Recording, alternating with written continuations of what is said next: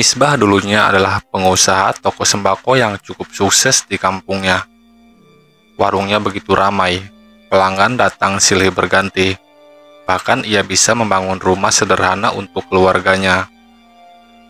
Tapi di balik kesuksesan itu, ternyata ada orang-orang yang iri.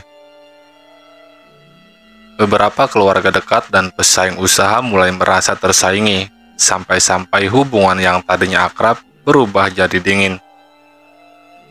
Awalnya Misbah tidak terlalu memikirkan omongan miring, namun sejak akhir tahun 2018, kejadian aneh mulai menghantui keluarganya.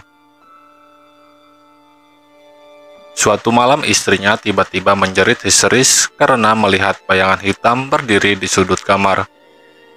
Misbah yang baru pulang dari toko langsung mencari, tapi tidak ada siapa-siapa. Tak lama setelah itu, anaknya yang masih SD sering terbangun tengah malam, menangis ketakutan. Katanya ada nenek tua berambut putih berdiri di dekat ranjangnya sambil tertawa pelan. Tidak hanya itu, setiap malam ada suara langkah kaki mondar-mandir di atap rumah, padahal tidak mungkin ada orang di sana.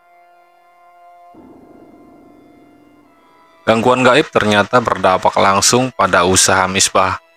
Dagangan yang biasanya habis, kini sepi pembeli. Beras dan telur yang ia jual tiba-tiba cepat busuk, bahkan meski baru saja datang dari gudang. Pelanggan mulai komplain, satu persatu tidak lagi belanja di tokonya. Misbah pun terhimpit hutang karena barang yang ia pesan tak terjual. Ia bingung bagaimana bisa semuanya berubah drastis hanya dalam hitungan bulan. Suatu malam Misbah bermimpi didatangi sosok hitam tinggi besar dengan mata merah menyala. Sosok itu berbisik, "Kamu akan hancur, keluargamu akan habis satu persatu." Besoknya istrinya tiba-tiba sakit keras. Badannya kurus kering, wajahnya begitu pucat, dokter tidak menemukan penyakit apa-apa. Orang-orang kampung mulai berbisik, "Itu bukan sakit biasa. Misbah kena kiriman." Dalam keputusasaan, Misbah akhirnya mendatangi seorang ustadz yang dikenal bijak di kampung seberang. Sang ustadz mendengarkan keluhannya, lalu berkata pelan, "Ini jelas kiriman.